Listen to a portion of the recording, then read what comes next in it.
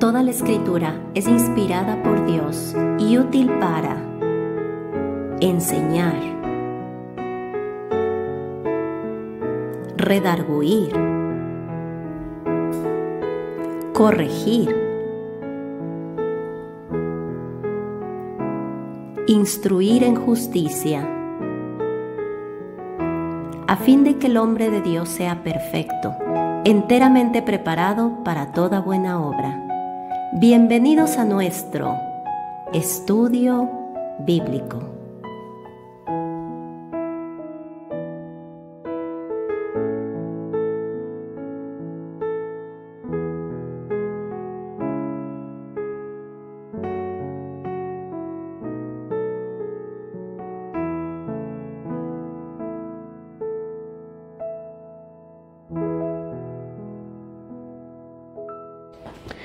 Padre, queremos agradecerte, mi Dios, por la oportunidad que nos das de meditar nuevamente en tu palabra. Agradecidos contigo, Señor, por la libertad que tenemos de buscarte, Señor, y de vivir, pues con nuestros ojos puestos en tu palabra, Señor. Guíanos hoy, mi Dios, en lo que compartimos. Permite, Padre, que este tiempo sea de provecho, sea de edificación. Úsalo tú, Señor, en nuestras vidas para ser edificados por ti. Te pedimos y te agradecemos en el nombre de Jesús. Amén. Bueno, pues entonces vamos a 1 Corintios, capítulo 16, y ahí vamos a empezar a ver nuestro estudio de hoy. Entonces vamos a ir de lleno a leer los versículos. No vamos a ver un tema específico porque este capítulo contiene varios temas, pero vamos a ir avanzando por los versículos y vamos a ir viendo pues cada uno de estos temas de forma separada. Lo primero que vamos a ver es la exhortación que el apóstol Pablo hace a levantar una ofrenda para los creyentes que estaban en necesidad. Eso es lo primero que vemos acá. Y vamos a leer en el capítulo 16, les decía, los primeros 4 versículos. Leamos lo que dice. 16 del 1 al 4 de 1 Corintios dice: En cuanto a la ofrenda para los santos, haced vosotros también de la manera que ordené en las iglesias de Galacia. Cada primer día de la semana, cada uno de vosotros ponga aparte algo, según haya prosperado, guardándolo para que cuando yo llegue no se recojan entonces ofrendas. Y cuando haya llegado a quienes hubiereis designado por carta, a estos enviaré para que lleven vuestro donativo a Jerusalén. Y si fuere propio que yo también vaya, irán conmigo. Esto es algo interesante, ¿no? Porque acaba de venir en el capítulo 15 explicando cosas maravillosas como la resurrección, y termina el capítulo 15 con esas palabras hermosas haciéndonos ver que Jesucristo ha tenido victoria sobre la muerte, ha tenido victoria sobre el pecado, que en Cristo esa victoria es nuestra y que por lo tanto nuestra vida debe ser, como leímos en el último versículo del 58, una vida constante, una vida de firmeza, una vida que busca crecer constantemente en la obra del Señor. Y ahora entonces toca un tema como este que a veces pues tendemos a separar, ¿verdad? Porque pareciera ser que no es tan espiritual, digámoslo de esta manera, pero realmente que sí lo es, porque al final debemos entender que la obra del Señor pues requiere que como cuerpo nosotros busquemos el avance del Evangelio de Cristo, busquemos el avance de la obra del Señor, pero también que busquemos el testimonio de Cristo como un cuerpo. Y lo que estaba pasando acá creo yo que es muy evidente, no es solamente en esta epístola que el apóstol Pablo lo menciona. Había una gran necesidad en esa región de Judea, en esa región de Siria, todo este territorio alrededor de Judea, estaba pasando en esos años por una hambruna que añadido a la separación de los creyentes del círculo judío, traía muchísimas necesidades a los que se estaban convirtiendo a Cristo o a los creyentes que estaban en esa región. Y el apóstol Pablo entonces, a través de todo el imperio romano, donde él fue y Dios le permitió hablar del Evangelio de Cristo, pues hacía esto, él levantó esta ofrenda para llevarla de regreso a Jerusalén. Y era parte de lo que los creyentes también participaban.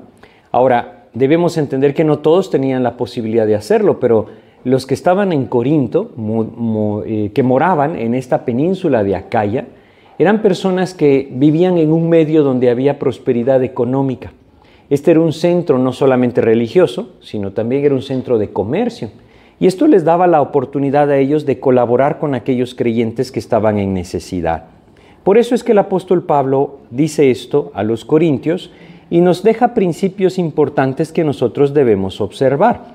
Primero que todo, fíjense, él dice en el versículo 1, dice, en cuanto a la ofrenda para los santos, haced vosotros también de la manera que ordené en las iglesias de Galacia. Lo que vemos es que él enseñaba lo mismo en todas las iglesias. No era una cosa en un lado y otra cosa en otro lado, sino que siempre la misma enseñanza era entregada. Y esto es algo sumamente importante también, porque el Evangelio del Señor es uno mismo y los principios de la palabra de Dios deben ser los mismos en la vida del creyente. Pueden haber diferencias en cuanto a ciertas cosas culturales, sin duda, pero el Evangelio de Cristo va a ser el mismo y la enseñanza del Señor debe ser la misma. Y ahí es donde la congruencia se debe mantener. Regresemos en 1 Corintios al capítulo 11 y recordemos el versículo 16. Él había hablado de una forma muy directa cuando tocó al tema acerca del atavío de las mujeres, podríamos decir. En el versículo 16 de 1 Corintios 11, él nos había dicho, con todo eso, si alguno quiere ser contencioso, nosotros no tenemos tal costumbre, ni las iglesias de Dios. Él hablaba por las iglesias de Dios. Es decir, lo que él está haciéndonos ver es que era una misma enseñanza. Donde predicaba Pedro, donde predicaba Apolos, donde predicaba Pablo, como lo vimos también en esta epístola, era la misma enseñanza. Y esa misma enseñanza venía a través del Espíritu de Dios. Qué importante que se vuelve esto. ¿Por qué entonces nosotros vemos tantas cosas distintas en diferentes congregaciones cristianas? No debemos perder de vista que es porque el hombre hace las cosas conforme a su parecer, conforme a su voluntad, conforme a aquello que piensa que es mejor y muchas veces no guiados claramente por la palabra de Dios. Porque el Espíritu de Dios va a guiar a los mismos principios. Nuevamente les repito, sin duda habrán cosas que serán diferentes culturalmente hablando, pero los principios de la palabra de Dios son los mismos en todas partes del mundo.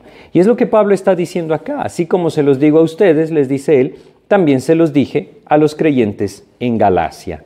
Y entonces regresemos al versículo 1 y volvamos a leer entonces esto. Dice, en cuanto a la ofrenda para los santos, haced vosotros también de la manera que ordené en las iglesias de Galacia.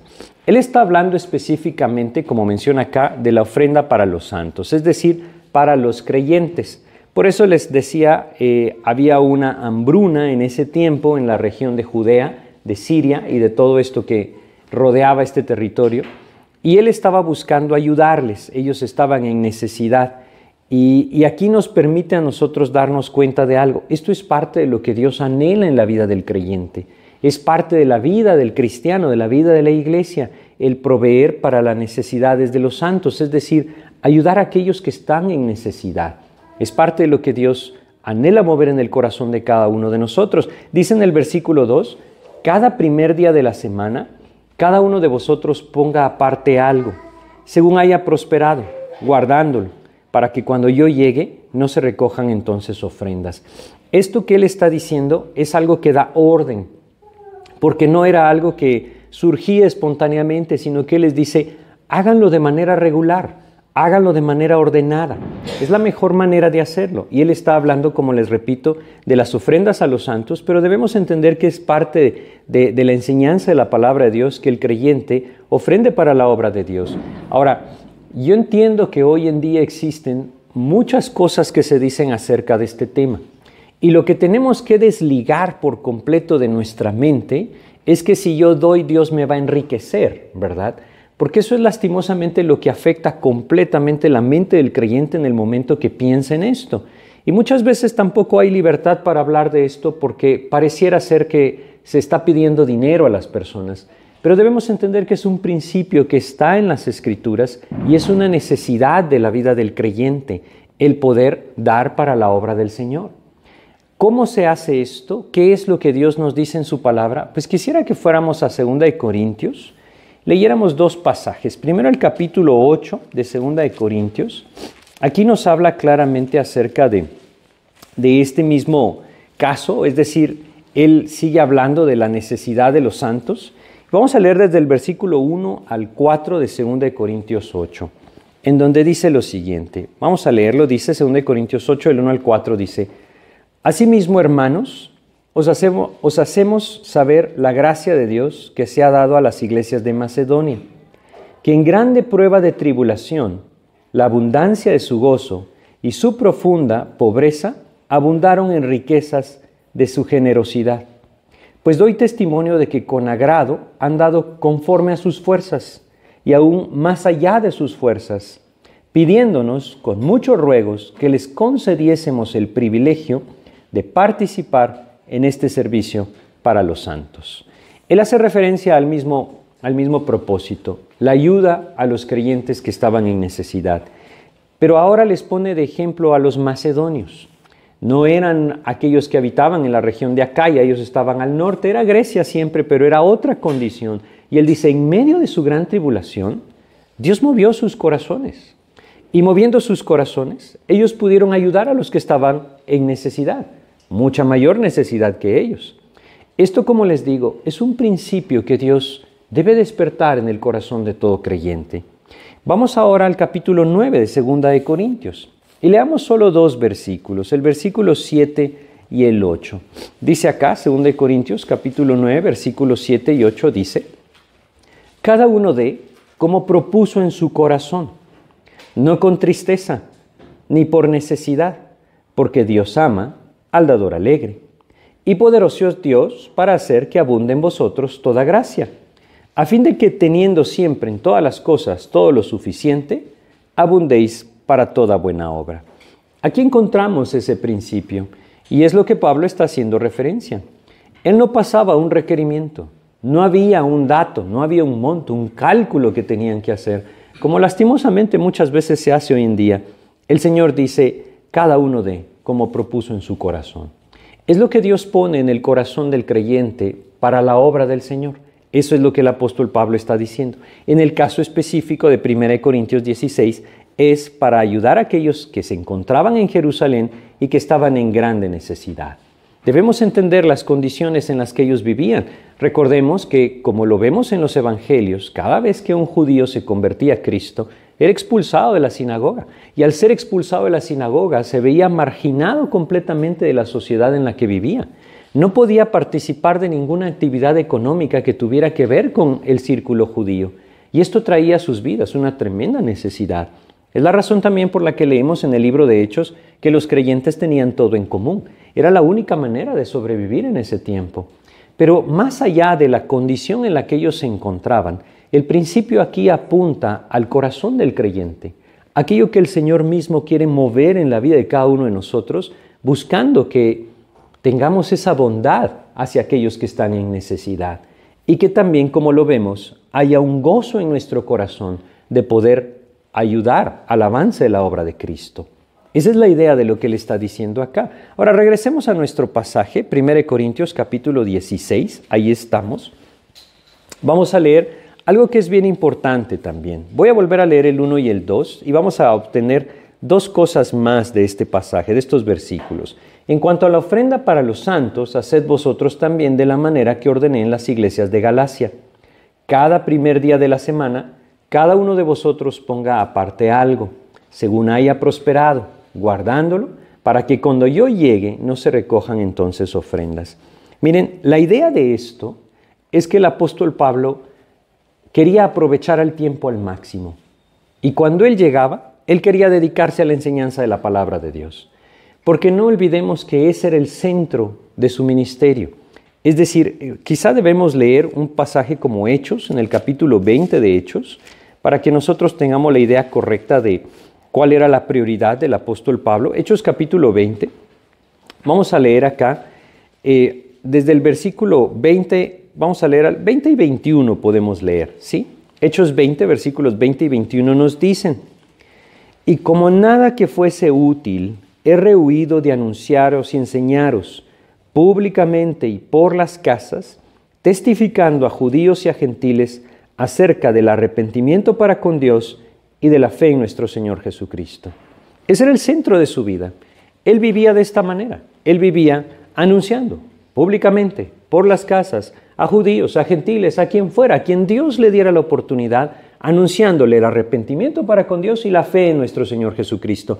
Ese es el Evangelio de salvación. Su vida estaba centrada en esto, en el avance del Evangelio, no para su propio beneficio, sino para alcanzar a las personas para salvación. Sus ojos estaban puestos ahí, en la salvación de las almas. Y ese debe ser el centro de la vida de todo creyente. Vamos a 2 de Corintios, capítulo 10 de 2 de Corintios. Perdón, estoy equivocado. Es 1 de Corintios, no 2. 2 de Corintios, capítulo 10. Vamos a leer el versículo 33. Fíjense cómo él decía esto de una forma directa. 1 Corintios capítulo 10 en el versículo 33 dice: como también yo en todas las cosas agrado a todos, no procurando mi propio beneficio, sino el de muchos, para que sean salvos. Esa es la idea, ese era el centro. Todo lo que Dios le permitía tenía este propósito, la salvación de las almas. Y él estaba dedicado completamente a esto, a la predicación del Evangelio, a la enseñanza de la palabra de Dios, a establecer personas que pudieran continuar la obra que Dios le había encomendado a él. Pero esto no significa que se olvidaba de lo demás. No, él también se ocupaba de las necesidades físicas de los creyentes, aquellos que estaban en necesidad. Y cuán importante es que esto vuelva a despertar en el corazón de todos los creyentes. Porque también se trata de esto. Regresemos al versículo 2 de 1 Corintios 16. Él decía: cada primer día de la semana, cada uno de vosotros ponga aparte algo, según haya prosperado, guardándolo, para que cuando yo llegue no se recojan entonces ofrendas. ¿Por qué? Porque él tenía un plan. Les decía, él tenía un plan. Ese plan era ir a Jerusalén.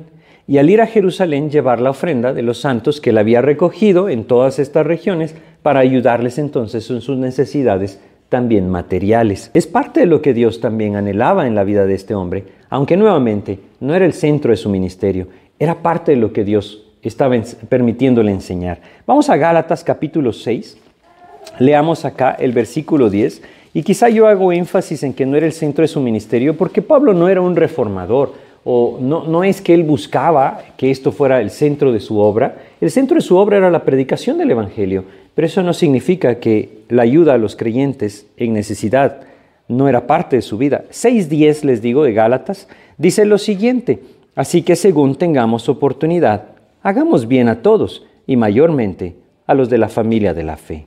Son principios sencillos y creo yo muy prácticos que nosotros debemos buscar y que debemos pedir a Dios que nos guíe a apropiar y entonces a actuar conforme a la voluntad de Dios, como leímos en 2 Corintios 9, con liberalidad. Ahora, esta ofrenda que él está mencionando, había una manera de entregarla. Vamos a los versículos 3 y 4 de 1 Corintios 16 y leamos aquí lo que dice.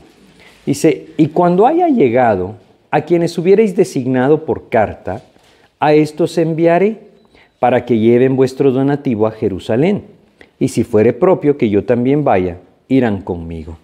Estas ofrendas que él menciona, como les repito, tenían el objetivo de ser enviadas a Jerusalén, pero él dice: a mí no me interesa llevarlas. ¿Saben? Esto creo yo es una manera de evitar la confusión, porque él no estaba buscando nada para él mismo. Creo que nosotros debemos entenderlo así. No tiene sentido que nosotros busquemos algo para nosotros mismos. Lo que debemos buscar es para Cristo. Y si nosotros buscamos aquello que corresponde a Cristo, nuestro centro va a ser la salvación de las almas. Y en ese sentido, todo lo que Dios permita y todo lo que Dios provea debe ser para eso, para el avance del Evangelio y para que muchos más puedan conocer a Cristo y caminar con Él. Pablo entonces tenía este cuidado. Él decía: no lo voy a llevar yo. Designen ustedes quiénes quieren que lo lleven y si es necesario, yo los acompaño. Era una manera también de cuidar su testimonio. Pero les decía, hay otra cosa que podemos obtener de estos versículos y es lo que dice al principio del versículo 2, cada primer día de la semana. ¿Por qué es esto importante? Bueno, porque hoy en día existe mucha confusión también en cuanto a el sábado, podríamos pensar, o el Shabbat, como le llamaban los judíos. Pero debemos observar en versículos como este, que el primer día de la semana, es decir, el domingo, era el día en que los creyentes se reunieron. Después de la resurrección de nuestro Señor Jesucristo, ellos empezaron a reunirse el primer día de la semana. Esto porque el mismo Señor Jesucristo vino a ellos después de haber resucitado el primer día de la semana. Él resucitó ese primer día de la semana y desde ese momento ellos empezaron a tomar ese primer día de la semana, es decir, el domingo, como después el apóstol Juan le llama, como el día del Señor. Vamos a leer algunos versículos que nos ayudan a entenderlo. Lucas 24, por ejemplo, solo para que entendamos los tiempos. Y aquí, pues tendríamos que ir quizá a Levítico y ver varios versículos, pero yo quiero contarles nada más, porque si no se nos acaba el tiempo solo en esto, que la Pascua se llevaba a cabo antes del día de reposo, después estaba el día de reposo y después venía la fiesta de las primicias. Eso nos hace entender claramente que el Señor Jesucristo resucitó el primer día de la semana, es decir, el día domingo, después del Shabbat. Y entonces leamos acá, Lucas les decía 24, versículo 1, el primer día de la semana, muy de mañana, vinieron al sepulcro, trayendo las especies aromáticas que habían preparado y algunas otras mujeres con ellas. ¿Por qué leemos esto? Porque entendemos que ahí llegaron y encontraron la tumba vacía. ¿Cuándo sucedió esto? El primer día de la semana. Desde ese momento, ellos empezaron a identificar el primer día de la semana como el día del Señor. ¿Por qué? Vamos a Juan capítulo 20 y leamos en Juan 20 el versículo 19. La razón es muy sencilla. El Señor mismo apareció a ellos el primer día de la semana. Juan 20, 19 dice, cuando llegó la noche de aquel mismo día, y aclara, se encarga de aclarar, y yo creo que lo hace para evitar confusión con el sábado, dice, el primer día de la semana, estando las puertas cerradas en el lugar donde los discípulos estaban reunidos, por miedo de los judíos, vino Jesús y puesto en medio les dijo, paz a vosotros. Eso es lo que pasó. Y después, el siguiente día, es decir, no el siguiente día, perdón, el siguiente domingo volvió a aparecer a ellos. Más adelante lo dice, 8 días después, hace referencia a eso. La idea es que nosotros debemos entender que desde el principio, después de la resurrección de Cristo, el primer día de la semana, se volvió el día del Señor. Es más, si hacemos las cuentas de lo que pasaba en las fiestas levíticas, es decir, descritas en Levítico, nos vamos a dar cuenta que el día de Pentecostés también fue el primer día de la semana. Y la iglesia empezó a existir el primer día de la semana. Todas estas razones, sin duda, llevaron a los creyentes a reunirse el primer día de la semana. Vamos a Hechos capítulo 20. Hechos capítulo 20 y leamos solamente el versículo 7 como una referencia a esto que estamos viendo. Hechos capítulo 20, en el versículo 7 dice, el primer día de la semana, reunidos los discípulos para partir el pan, Pablo les enseñaba, habiendo de salir al día siguiente, y alargó el discurso hasta la medianoche. Bueno, ¿qué día estaban reunidos para partir el pan, para la enseñanza de la palabra? El primer día de la semana. Y es que debemos entender que conforme el tiempo fue pasando, la iglesia se fue separando de las costumbres o incluso de las leyes judías. Y cada vez hubo más distanciamiento entre el judaísmo y el cristianismo. Es equivocado lo que hoy sucede, tristemente, en muchos círculos cristianos, de intentar traer las prácticas judías al cristianismo, cuando vemos que en la primera iglesia fue al revés. Más bien hubo conflicto por esa separación, de parte de los judíos, por supuesto. Pero debemos entender entonces que es el primer día de la semana, el día en que los creyentes se han reunido desde la resurrección de nuestro Señor Jesucristo. Y ese es el día que el Nuevo Testamento llama el Día del Señor. Bueno, creo que esto es importante para poder comprenderlo y conocer los versículos y quizá evitar cierta confusión. Pero regresemos a nuestro pasaje, porque hay mucho más que esto en este pasaje, capítulo 16 de 1 Corintios. Vamos a leer los siguientes versículos, del 5 al 7. Fíjense lo que dice. Iré a vosotros cuando haya pasado por Macedonia, pues por Macedonia tengo que pasar.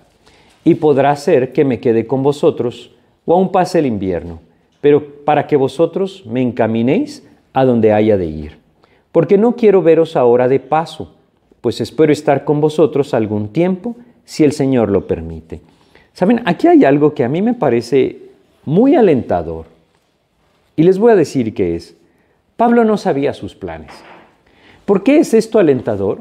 Porque muchas veces nosotros no sabemos tampoco lo que va a pasar el día de mañana.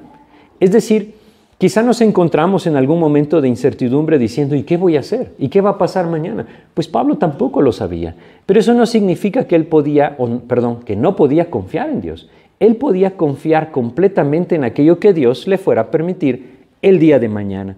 Y es así como nosotros también debemos enfrentar las situaciones de incertidumbre.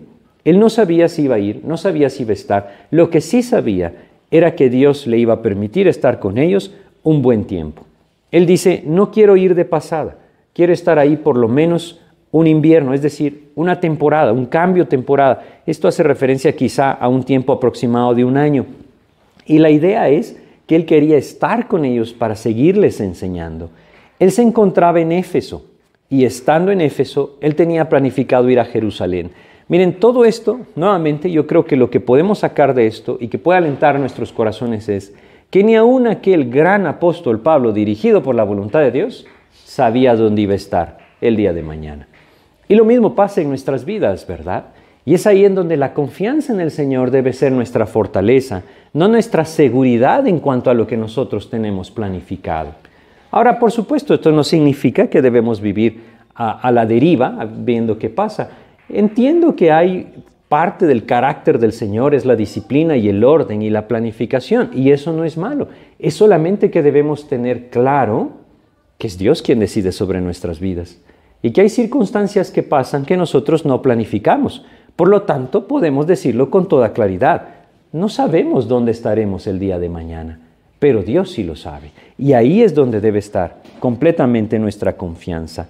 Si agregamos algo más a esto, creo que debemos agregarlo. El propósito de Pablo en lo que fuera que Dios le permitiera en los próximos días era seguir dando testimonio de Cristo. Y ese debe ser también nuestro propósito. No sabemos dónde estaremos, ni siquiera si estaremos vivos. Pongamos el tiempo, adelantémonos 6 meses en nuestra vida. No sabemos si estaremos, pero si estamos, qué maravilloso es poder pensar que seguiremos buscando lo mismo, dar testimonio de Cristo. Y si hoy yo busco eso y mañana también, puedo asegurarme que donde sea que Dios me tenga, ese seguirá siendo mi propósito y estaré dentro de la voluntad de Dios. La idea es bien sencilla. Todos nosotros en Cristo debemos buscar la voluntad de Dios hoy. Y buscar la voluntad de Dios hoy es vivir en comunión con Cristo. Es buscar la limpieza en nuestras vidas a través de la confesión al Señor. Es ir a la palabra y orar al Señor para que sea Él el que me guía hoy. Y si yo me aseguro de estar hoy viviendo en la voluntad de Dios, no debo preocuparme por cuál será su voluntad mañana, porque mañana también la podré encontrar. Es decir, hay una idea equivocada, creo yo, muchas veces en el corazón o en la mente del creyente, queriendo saber la voluntad de Dios para el futuro. Pero debemos comprender que la voluntad de Dios no es algo que se descubre, es algo que se vive. Y si yo la vivo hoy, tengo la seguridad de que mañana Él me tendrá en ella también. Y así yo puedo vivir confiado en el plan del Señor. Bueno, todo esto por lo que Pablo dice, pero vamos a regresar a nuestro pasaje porque él sigue agregando algo. Vamos a leer los versículos desde el 8 hasta, el 8 y el 9 leamos. Dice lo siguiente: pero estaré en Éfeso hasta Pentecostés, porque se me ha abierto puerta grande y eficaz, y muchos son los adversarios. Al leer esto pareciera ser que Pablo se está contradiciendo, porque él dice, se me ha abierto una puerta grande. Obviamente es para seguir predicando el Evangelio, para seguir enseñando la palabra. Él dice, se me ha abierto una puerta grande y hay muchos adversarios. ¿Que una puerta grande no significa que no hay adversidad? No, ¿verdad? Es al revés. Siempre debemos entender el principio. Y el principio es que cuando Dios abre la puerta para dar testimonio de Cristo, siempre habrá oposición. Pero ahí es donde la gracia de Dios debe y puede sostenernos. Es que esa es la idea. El Señor le abrió las puertas para dar testimonio de Cristo. Y esto sigue sucediendo en nuestros días. Aquí yo creo que debemos entender que el que abre las puertas es el Señor mismo. Vamos a Apocalipsis capítulo 3 Y leamos en el versículo 7 lo que Dios nos dice sobre quién es el que abre estas puertas. Y la referencia, entendemos, es muy similar por lo que Dios le está diciendo a esta iglesia de Filadelfia. Y lo que le está diciendo es que el avance del Evangelio está delante de ellos. Dice acá, escribe al ángel de la iglesia en Filadelfia, esto dice el santo, el verdadero, el que tiene la llave de David, el que abre y ninguno cierra, y cierra y ninguno abre. Y si leemos el 8 dice, yo conozco tus obras, he aquí, he puesto delante de ti una puerta abierta, la cual nadie puede cerrar. Porque aunque tienes poca fuerza, has guardado mi palabra y no has negado mi nombre. La idea del pasaje es que Dios le está diciendo a esta iglesia que hay una puerta abierta delante de ellos para testificar, para enseñar, para transmitir la palabra de Dios. Y esa puerta grande es Cristo mismo quien la ha abierto. Es lo mismo que nosotros vemos acá que el apóstol Pablo está diciendo. Él tenía esa puerta abierta para la predicación del Evangelio. Dios estaba buscando el avance del Evangelio en toda esta región y Dios lo permitió así. Pero esto no significa que no hubiera adversidad. Pablo mismo dice, muchos son los adversarios. Y es aquí en donde, como les decía antes, debemos entenderlo. Si fuéramos nosotros los encargados de abrir las puertas, nosotros también deberíamos tener las fuerzas en nosotros mismos para sostenernos. Pero ni nosotros somos los encargados de abrir la puerta, ni tampoco somos nosotros los encargados de sostenernos. Todo proviene del Señor.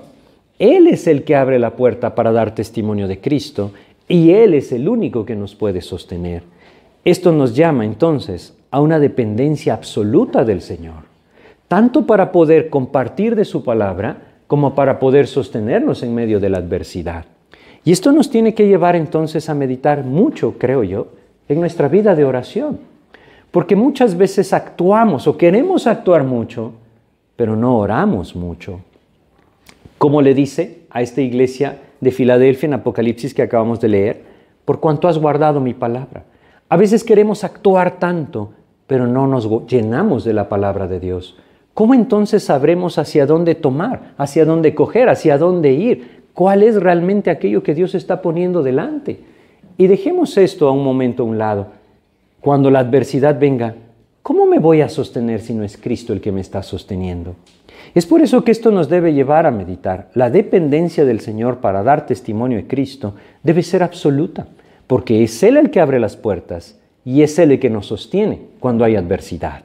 Cuando alguien quiere enfrentarse a mí o quizá de alguna forma contradecir la fe de la palabra, solamente Dios me puede dar la gracia de sostenerme. Y cuando la persecución viene, quizá más fuerte, como vino al apóstol Pablo, pues Dios mismo nos puede sostener. Creo que podemos apropiar un versículo para esto. Vamos a Efesios, capítulo 6, versículo 10. Un versículo muy sencillo, pero que nos hace entender que solamente el Señor nos puede sostener. Dice acá, Efesios capítulo 6 en el versículo 10 dice, por lo demás, hermanos míos, fortaleceos en el Señor y en el poder de su fuerza. Dios nos llama a actuar, pero antes de actuar, nos llama a llenarnos de Él, a acercarnos a Él, a vivir en comunión con Él. De otra forma, seríamos nosotros. Y ni podríamos abrir las puertas, o quizá ni las veríamos, y no podríamos sostenernos ante la adversidad. Todo lo tiene que hacer el Señor, y nosotros debemos aprender a depender absolutamente de Él. Nuevamente, creo que la oración debe ser vital para esto. Y si nosotros no oramos, entonces, ¿cómo esperamos que las puertas estén abiertas y que el Señor nos sostenga en la adversidad? No va una cosa con la otra. Así es como Dios anhela que nosotros dependamos completamente de Él. Regresemos a 1 Corintios 16. Les decía, es un pasaje que contiene muchos temas. El apóstol Pablo está ya concluyendo su carta y por eso está escribiendo una cosa tras otra. Dice entonces, habíamos leído el 8 y el 9. Vamos a leer el 10. Dice lo siguiente, y si llega Timoteo, mirad que esté con vosotros con tranquilidad, porque él hace la obra del Señor así como yo. Y leamos el 11. Por tanto, nadie le tenga en poco, sino encaminadle en paz, para que venga a mí, porque le espero con los hermanos. Ahora Pablo les está hablando de Timoteo. Realmente les recomienda a Timoteo. ¿Por qué se ve Pablo en la necesidad de hacer esto? ¿No deberían los corintios estar deseosos de recibir a alguien que pudiera alentarles y exhortarles o enseñarles la palabra como lo era Timoteo? Bueno, el problema en la iglesia de los corintios creo que es evidente en todo lo que hemos estudiado. Ellos estaban llenos de carnalidad y al estar llenos de acciones o obras de la carne, había entre ellos mucha envidia, había entre ellos celos, contiendas, iras, disensiones, lo que vimos en capítulos anteriores. Todo esto hacía peligrosa la visita de un hombre como Timoteo. Sobre todo porque vemos en las epístolas que Timoteo de alguna u otra manera debía ser constantemente alentado a confiar en el Señor. Quizá por su juventud, quizá por su temperamento, lo que sea que haya sido, él necesitaba aliento. En muchas situaciones lo vemos así. ¿Y qué pasaba si él llegaba y se encontraba con una iglesia dura, una iglesia tosca, que de alguna u otra manera no estaban con sus puertas abiertas, sino al contrario, con las puertas cerradas?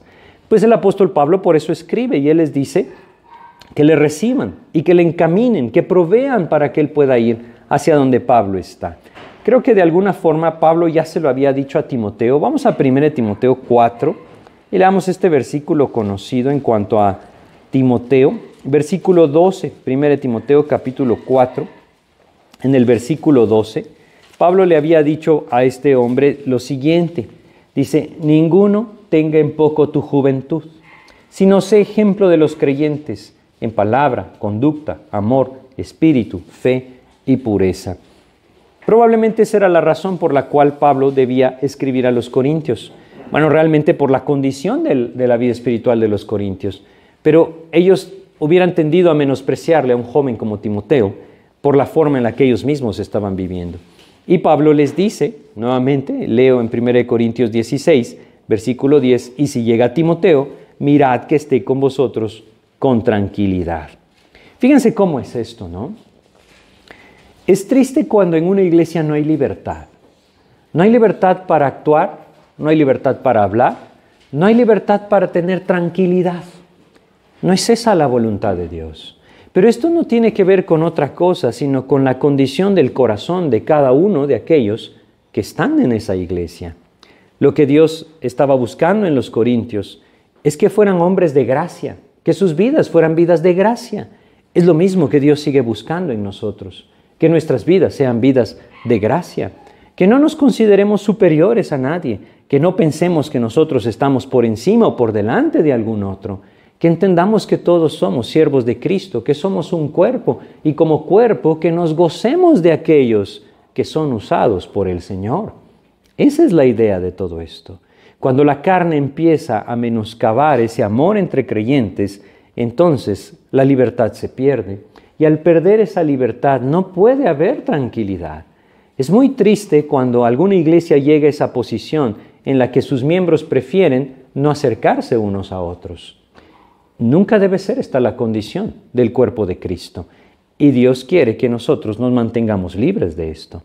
Para esto debemos buscar, sin duda, una intimidad con Cristo que nos lleve a vivir en la gracia del Señor, a entender que somos un mismo cuerpo y el Señor es el mismo, que tenemos un mismo propósito y que como cuerpo debemos buscar avanzar en el Evangelio de Cristo. Esa es la idea de todo esto y creo que es muy sencillo todo esto que podemos obtener de estos versículos. Regresemos al versículo 12 ahora. Fíjense cómo él ahora les habla ya no de Timoteo, sino de Apolos. Y no olvidemos la condición de la iglesia de Corinto, porque lo mismo que pasaba con Timoteo podía pasar con Apolos. Dice acá, acerca del hermano Apolos, mucho le rogué que fuese a vosotros con los hermanos, mas de ninguna manera tuvo voluntad de ir por ahora, pero irá cuando tenga oportunidad. ¿Qué pasó con Apolos? Bueno, hay que entender, saben, este versículo es un poco difícil entender porque pareciera ser que Apolos no tenía voluntad de ir, ¿verdad? Y esto puede llegar a hacernos pensar que Apolos no quería ir por una u otra razón. Pero fíjense que es bien interesante ver que hay otras traducciones de la Biblia y el griego original no contiene el adjetivo que atribuye la voluntad a Apolos. Entonces lo que este versículo dice es, no es voluntad que vaya. Eso es lo que dice.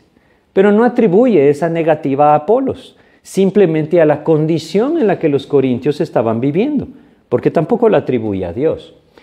Entonces, ¿qué es lo que Pablo está diciendo? ¿Saben qué es lo que pasa y lo que debemos entender? Yo quisiera que regresáramos a 1 Corintios 1:12 y recordáramos lo que decía estos versículos acerca de Apolos, de Pablo, de Cefas. Dice acá, leamos el 11 y el 12 para entenderlo. Porque he sido informado acerca de vosotros, hermanos míos, por los de Cloé, que hay entre vosotros contiendas. Quiero decir que cada uno de vosotros dice, yo soy de Pablo, y yo de Apolos, y yo de Cefas, y yo de Cristo. Y simplemente es muy probable que si Apolos llegaba, estas divisiones quizás se acrecentaban. Y aquellos que seguían a Apolos a la distancia, podían entonces ahora tener aquel hombre que seguían entre ellos. ¿Saben? Creo que lo que Dios estaba evitando con una visita de Apolos era incrementar la idolatría en el corazón de estas personas. Y nosotros debemos ser muy cuidadosos con esto. Apolos evitó el conflicto, o Dios le guió a hacerlo. Lo que entendemos claramente es que Pablo está diciendo que cuando él tenga la oportunidad, va a ir. Me refiero a Apolos. Y lo que Pablo está dándoles a entender con esto, porque él dice que le rogó a Apolos que fuera, es que Apolos y él tienen el mismo sentir. Es que no hay ningún sentido para tener diferencias. Él les está diciendo, Apolos y yo somos lo mismo. Esas divisiones que ellos tenían debido a quién seguían, debían acabar. Y creo que es lo mismo que Dios busca en la vida de todo creyente hoy en día. Porque a quien seguimos es a Cristo. Y como Pablo mismo lo dijo, sea Apolos o sea yo, solo somos siervos de Cristo, es lo que él dice. Pero realmente la obra es del Señor, y así es como nosotros lo debemos entender. Nuestros ojos deben estar puestos en el Señor Jesucristo. ¿No es esto una excusa para vivir en libertinaje? Por supuesto que no, pero esa es la realidad de la palabra de Dios. Nuestros ojos deben estar puestos en Jesucristo y en nadie más. Bueno, por eso Pablo les dice que Apolos, cuando pueda, va a ir. Pero llegamos ahora, creo yo, a un punto muy importante de estos últimos que tiene este capítulo. Vamos al versículo 13 y 14. Fíjense cómo el apóstol Pablo les escribe a estos creyentes. Dice, velad, estad firmes en la fe, portaos varonilmente y esforzaos. Todas vuestras cosas sean hechas con amor. Sin duda Pablo está viendo hacia atrás en todo lo que ha escrito en esta epístola. Y entonces él les da esta exhortación. Primero les dice, velad. Es lo que les está diciendo. Velad, versículo 13. Así empieza. ¿De qué habla esto? Esto significa estén alertas. Eso es lo que significa. Con sus ojos bien abiertos. Y esto nos habla de la actitud del corazón del creyente, que siempre debe estar atento, siempre debe estar dispuesto a la obediencia al Señor, con los ojos espirituales abiertos para ver los peligros que acechan. Es decir, que nuestra vida esté siempre ligada a Cristo. Es una gran necesidad en los días que nosotros vivimos, días en los que hay tantas distracciones y tantas cosas que ocupan nuestra mente, nuestro esfuerzo, aún nuestro corazón. Lo que Dios nos llama es a velar. Vamos a Marcos 14. Recordemos las palabras de nuestro Señor Jesucristo cuando dijo que debíamos velar. Fíjense cómo dice Marcos, capítulo 14 de Marcos. Vamos a leer el versículo 38. Aquí hay una razón por la cual Dios nos dice este principio. Dice Marcos 14, 38, velad y orad para que no entréis en tentación. El espíritu a la verdad está dispuesto, pero la carne es débil. ¿Saben qué es lo que Dios nos llama a hacer? A estar siempre conectados con Él. De eso se trata. Que nuestra mente siempre esté pendiente de Cristo. Hay cosas que nos ayudan a esto grandemente. La memorización de la palabra de Dios, de la Biblia, es algo que nos ayuda mucho a esto. Mantener nuestra mente en la palabra. Hoy en día existen muchos medios que me pueden permitir estar conectado con el Señor. Incluso escuchar la palabra de Dios, escuchar alguna enseñanza de la palabra, mantenerme con mi mente constantemente pendiente de Cristo. Esa es la idea de velar. No tiene que ver con desvelarme o no dormir. Tiene que ver con la actitud de mi corazón, siempre pendiente, siempre dispuesto a escuchar al Señor. Pero también dice, después de que 1 Corintios 16:13 dice, velad, hay otra frase, les dice, estad firmes en la fe. Una de las cosas que nosotros vemos es una característica de la inmadurez espiritual, es ese sub y baja espiritual, le podríamos llamar. Es decir, nos acercamos, nos alejamos, leemos, dejamos de leer, oramos, dejamos de orar y nos mantenemos así, ¿verdad? Quizá un periodo del año nosotros nos sentimos cerca de Cristo y después podemos decir, hoy sí que estoy lejos del Señor. Ese vaivén o sub y baja espiritual no es la voluntad de Dios.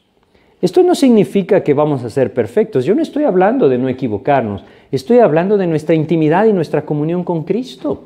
Es algo que nosotros no debemos flaquear.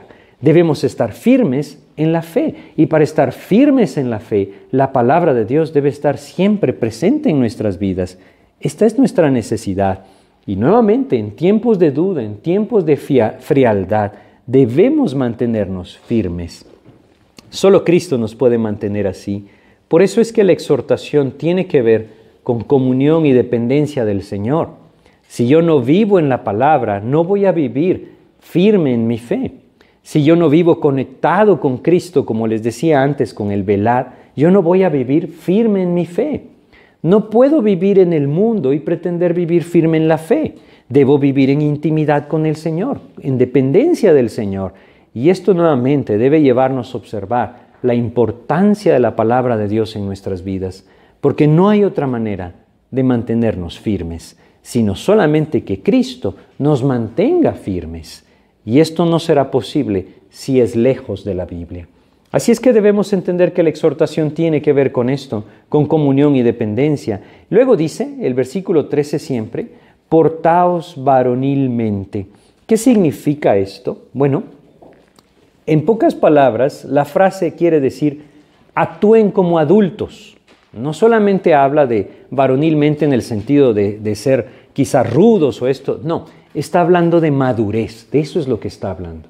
Él está diciendo, no sean niños, es lo que Él les está diciendo, porque es lo que les ha dicho antes en esta epístola. Y quizá es una frase fuerte o dura, pero la realidad es que necesitaban madurar, como nosotros necesitamos madurar. Necesitamos crecer y nuevamente esta es una exhortación a buscar a Cristo a través de su palabra. Por supuesto que todo esto tiene que ver con la gracia de Dios llevándonos a crecer, pero el método que Dios dejó es la comunión con el Señor a través de su palabra. Quisiera que fuéramos a 1 de Juan y leyéramos en el capítulo 2, versículo 14. Este versículo contiene 3 grupos, niños o hijos, jóvenes y padres. Y es un pasaje que nos habla acerca de la madurez espiritual o el crecimiento. Y yo quiero que observemos lo que dice acerca de los jóvenes. Voy a leerlo todo, pero le vamos a prestar atención a lo que dice de los jóvenes. Dice, os he escrito a vosotros padres porque habéis conocido al que es desde el principio. Os he escrito a vosotros jóvenes, y está hablando de aquellos que están madurando en Cristo, dice, porque sois fuertes y la palabra de Dios permanece en vosotros y habéis vencido al maligno. No existe otra manera de crecer espiritualmente si no es así. Que la palabra de Dios permanezca en nosotros y que demos esos pasos de fe en obediencia que nos llevan a vivir victoriosos sobre las acechanzas del enemigo. Es Cristo el que puede hacer esto en nosotros. No somos nosotros capaces. Él lo puede hacer. Pero nosotros debemos entender que Él dejó el camino establecido y si yo busco a Cristo en su palabra, Él me fortalecerá. Evidentemente, como les digo, todo proviene del poder de Dios, pero ese es el camino. Él les dice entonces, portaos varonilmente, maduren, crezcan, sean adultos. Es lo que está diciendo. Obviamente también habla de algún tipo de valentía, pero lo vemos antes en cuanto a la fe. Por eso les dice, y esforzaos. Así es como les está diciendo acá, ¿no? Ese esfuerzo llama a la acción. No debemos perderlo de vista. Miren, hay un hombre que escribe sobre esto, él pone un ejemplo y él dice, si usted está desnutrido, físicamente hablando, usted puede orar todo lo que quiera para que Dios le permita nutrirse, pero si no come, no se va a nutrir. Y él dice, es lo mismo con la palabra de Dios. Usted puede estar tremendamente necesitado de fortaleza espiritual y puede suplicarle a Dios en oración todo lo que quiera, pero si no se alimenta con la palabra de Dios, no se va a fortalecer espiritualmente. Esforzaos, nos llama a la acción, a buscar activamente al Señor. ¿Nos va a dar Él fortaleza por lo que hacemos? No, nos la va a dar por su gracia, pero es el alimento espiritual el que debemos buscar. Eso es lo que debemos comprender. No hay mérito alguno en nosotros, todo proviene de Cristo, pero si no le buscamos, ¿cómo entonces nos llenaremos de Él? Esa es la idea de esto. Y cuando Él pasa al siguiente versículo, vamos a 1 Corintios 16, creo que todo hace sentido porque entonces nos recuerda todo lo que vimos en los capítulos anteriores. Todas vuestras cosas, estoy leyendo el 14, todas vuestras cosas sean hechas con amor. De nada sirve ese esfuerzo, de nada sirve todo lo que nosotros podríamos apropiar como rituales religiosos, aún la lectura de la Biblia puede volverse eso, si no hay amor hacia el Señor en nuestras vidas. Si no hay amor hacia Cristo, hacia su palabra, hacia los creyentes, hacia los perdidos en nuestras vidas. Y todo esto va a ser fruto del Señor en nosotros. Si no hay amor en nuestras vidas, como lo vimos en 1 Corintios 13, entonces todo se vuelve inútil. Por eso es que debemos meditar mucho en cuanto a nuestra motivación.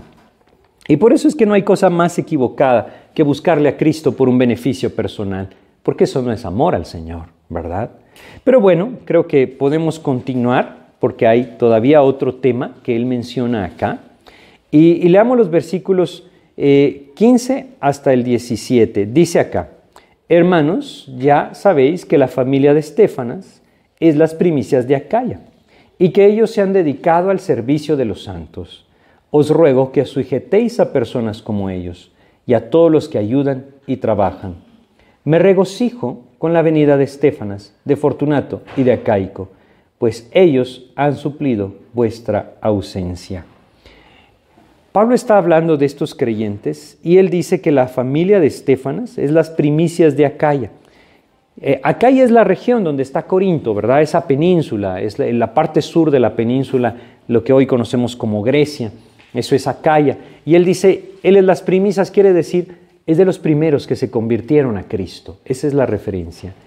Por lo tanto, es muy probable que el apóstol Pablo estuvo con ellos cuando él estuvo primero en Corinto. Y al estar ahí con ellos, él pudo ver entonces que sus corazones eran genuinos. Y como dice acá, él pudo ver que se habían dedicado al servicio de los santos. Él pudo ver en Estéfanas y en su familia, sin duda, como lo menciona acá, personas que no buscaban lo suyo, sino lo de Cristo. Es lo mismo que él vio en Timoteo, es lo mismo que Dios puso en su corazón y es lo mismo que Dios anhela en nuestras vidas. Hay que meditar en esto y preguntarnos nosotros mismos, ¿qué estoy buscando? ¿Estoy buscando solo para mí? Es decir, y cuando digo esto no necesariamente tiene que ver con cosas materiales, puede ser también con cosas emocionales o espirituales. Es decir, yo puedo poner mis ojos solo en aquello que me beneficia a mí. Pero ¿y qué tal de la obra de Cristo? ¿Es provechoso para el Señor? Aquí dice que ellos se dedicaron al servicio de los santos. Ellos estaban al servicio de aquellos que estaban necesitados. Y sus vidas giraban en torno a esto, no para buscar entonces una recompensa, porque eso sería contradictorio, sino como lo vimos antes, todas vuestras cosas sean hechas por amor. Ese era el motor, ese era el propósito. Y lo que Dios anhela en nuestras vidas es que nosotros también estemos dedicados al Señor. Sea cual sea el área en donde Dios quiere usarnos, que nuestro corazón esté dispuesto a servirle a Cristo. Estos hombres, estos creyentes que él menciona, dice el versículo 17, me regocijo con la venida de Estéfanas, de Fortunato y de Acaico. Él se gozaba en haberle recibido porque alentaban su corazón. Qué maravilloso que es poder alentar el corazón de otros creyentes siendo genuinos, siendo honestos, porque esto es lo que Dios anhela en nuestras vidas. Saben, estos principios nosotros los encontramos en las Escrituras. Vamos a ir a Filipenses y vamos a leer en Filipenses, en el capítulo 2 de Filipenses, el 20 y el 21. Aquí está hablando de Timoteo, pero es el mismo sentir que él está describiendo de estas personas. Filipenses capítulo 2, versículos 20 y 21 dicen lo siguiente, dice, pues a ninguno tengo del mismo ánimo y que tan sinceramente se interese por vosotros. Son palabras muy sencillas, pero son muy profundas, sobre todo por lo que dice el 21, porque todos buscan lo suyo propio, no lo que es de Cristo Jesús. ¡Qué tremendo esto! Por eso les decía, son cosas que debemos no pasar a la ligera, sino meditar en ellas. Estéfanas y su familia eran personas confiables. Pablo les dice a los corintios, apéguense a personas como ellos, síganles a personas como ellos. ¿Por qué? Porque ellos mismos están dedicados al servicio de los santos. Era lo mismo con Timoteo. No buscaba lo suyo propio, sino lo que era de Cristo. ¿Y qué hay de nosotros? ¿Qué estamos buscando? ¿Lo nuestro? ¿Lo de nuestros intereses? ¿Lo que nos protege a nosotros y a aquellos que están cercanos a nosotros? ¿O lo de Cristo? Son dos cosas distintas, generalmente lo son. Y ahí es donde nosotros debemos meditar. Realmente, ¿cuál es el motor de mi vida? ¿El amor hacia Cristo o el amor a mí mismo? Nos van a llevar por caminos opuestos y es algo importante que nosotros debemos meditar. Pero terminemos nuestra epístola, vamos a regresar a 1 Corintios 16, porque él sigue hablando de lo que produjeron en él, dice el versículo 18, porque confortaron mi espíritu y el vuestro. Reconoced, pues, a tales personas. Bueno, terminemos los últimos versículos, 19 al 24 dice, las iglesias de Asia os saludan. Aquila y Priscila con la iglesia que está en su casa, os saludan mucho en el Señor. Os saludan todos los hermanos. Saludaos los unos a los otros con ósculo santo. Yo, Pablo, os escribo esta salutación de mi propia mano. El que no amare al Señor Jesucristo, sea anatema. El Señor viene. La gracia del Señor Jesucristo esté con vosotros. Mi amor en Cristo Jesús esté con todos vosotros. Amén. Fíjense cómo él termina. Aún en estos saludos encontramos cosas prácticas que debemos mencionar. Primero, dice que él menciona a Aquila y Priscila. Esta es aquella pareja de creyentes, o más bien de judíos, que él conoció en Corinto. Ellos se convirtieron a Cristo, ellos hacían tiendas y Pablo moraba con ellos. Ellos se fueron con Pablo a Éfeso y probablemente siguen morando juntos, es decir, siguen estando juntos. A lo que voy con esto es que qué maravilloso es poder encontrar creyentes que a pesar de que no están dedicados a las misiones como Pablo lo estaba, sean parte de la obra de Cristo y se gocen con el apóstol Pablo y amen a los creyentes como el apóstol Pablo. Es maravilloso ver que Dios quiere usar a todos sus hijos y Priscila y Aquila es un ejemplo de esto. Con la iglesia dice que está en su casa. Ellos abrieron las puertas para la palabra de Dios y sus vidas fueron de bendición. Lo mismo pasa en Roma. Ellos regresan a Roma años después y cuando Pablo escribe a los romanos, hace referencia a que en la casa de Priscila y Aquila los creyentes se reúnen a estudiar la palabra de Dios. ¡Qué maravilloso que es esto! Y Dios anhela que todos nosotros nos demos cuenta, Él quiere usar nuestras vidas para su gloria. Pero no solamente esto, hay algo que yo quiero mencionarles. Parece insignificante, pero no lo es. El versículo 20 dice, os saludan todos los hermanos, saludaos los unos a los otros con ósculo santo, es decir, con un beso santo. Evidentemente son cosas culturales, ellos, hombres se saludaban en vez de beso entre ellos, mujeres se saludaban de beso entre ellas, pero lo que él está diciendo acá con beso santo hace más referencia al corazón que al tipo de saludo. Yo puedo hoy darle la mano o darle un abrazo a alguien con hipocresía en mi corazón. Y a eso se refiere Pablo. Habían tantas divisiones en esta iglesia de Corinto que ellos ni siquiera se estaban ya saludando de beso. Eso es a lo que él está refiriéndose. Y lo mismo podría pasar en nuestros días. Nosotros podemos darle la mano a alguien y estar pensando, no quiero ni siquiera darle la mano. Y lo que él dice es, esta no es la voluntad de Dios. Dense ese saludo santo, dice él. Y como les repito, más que la forma del saludo, habla del corazón con que el saludo se está dando. Yo puedo darle un beso a una persona como Judas se lo dio a Cristo, pero esa no es la voluntad de Dios, ¿verdad? La voluntad de Dios es lo que está acá, ósculo santo, que nuestro corazón sea genuino. Y esto requiere que nosotros vivamos en comunión con el Señor. Es la idea de esto. Bueno, por último, versículo 22 Es un versículo muy fuerte, dice, el que no amare al Señor Jesucristo sea anatema. ¿Saben? No hay manera de suavizar este versículo. La palabra anatema es una palabra que no fue traducida, que significa condenado o maldito. Eso es lo que significa. Y lo que él dice acá es que aquel que no ama al Señor Jesucristo es maldito. Nuevamente, no hay forma de suavizar esta frase. ¿Por qué dice él esto? Porque entendemos lo siguiente: sin Cristo todos serán condenados. Y él dice, esa es la realidad. Y luego añade un contraste. Dice, el Señor viene. Es decir, aquella famosa palabra, ¿no? Aramea, maranata, que tampoco fue traducida en muchas versiones. Pero lo que está diciendo es, esto es seguro, el Señor viene. Algunas personas unen estas dos frases, porque realmente no hay puntuación entre ellas en el original, y simplemente podría decir, el que no amare al Señor Jesucristo será condenado el día que el Señor venga. Puede ser. Lo que sí sabemos es que es una afirmación clara, que Pablo decía, el Señor viene. Y lo dice como algo que es inminente. El apóstol Pablo no estaba esperando el cumplimiento de ninguna profecía o de ninguna escritura para que Jesús viniera. Él pensaba y creía, porque Dios se lo había enseñado, que la venida de Cristo era inminente. Quiere decir, en cualquier momento. Bueno, para terminar nuestro estudio, leamos los dos versículos finales, 23 y 24.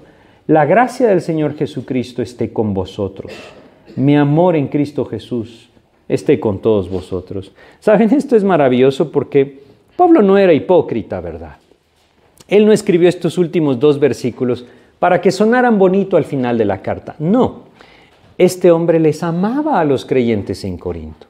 A pesar de que eran carnales, a pesar de que habían divisiones, a pesar de todas las reprensiones que él escribe en esta epístola hacia ellos, a pesar del desorden que vivían en su congregación y cómo muchos estaban menospreciando incluso la cena del Señor, a pesar de todo esto, él les dice, yo los amo en Cristo. Qué maravilloso es que en medio de todas las dificultades y diferencias que los creyentes podemos llegar a tener, el Señor puede poner un amor genuino en nuestro corazón, unos para con otros. Eso es lo que debemos buscar. Porque como el Señor Jesucristo dijo, eso es lo que da testimonio de que somos hijos de Dios. No entre nosotros, para aquellos que están afuera. Pero bueno, vamos a terminar acá nuestro estudio de Corintios y vamos a pedirle a Dios que nos guíe a través de una oración, ¿sí? Vamos a orar. Amado Padre, queremos agradecerte, Señor, por el tiempo que tú nos has permitido estudiar esta epístola. Hay tantas cosas, mi Dios, que sin duda son significativas para nosotros. Y te pedimos, Padre, que nos ayudes a no ser oidores olvidadizos. Ayúdanos, Padre, a ir de nuevo, mi Dios, a tu palabra, a toda esta epístola, mi Dios, y recordar aquellas cosas que son necesarias en nuestras vidas. Pedimos tu ayuda, Padre, para que tú uses tu palabra en nosotros y sobre todo, mi Dios, para que nos moldees para ser realmente testigos tuyos, Padre. Guíanos tú, Señor, te lo pedimos y te agradecemos tu misericordia, Padre, al habernos dejado tu palabra y al darnos libertad para escudriñarla. Guíanos tú, Padre. Te agradecemos y te pedimos todo esto en el nombre de Jesús. Amén, Señor.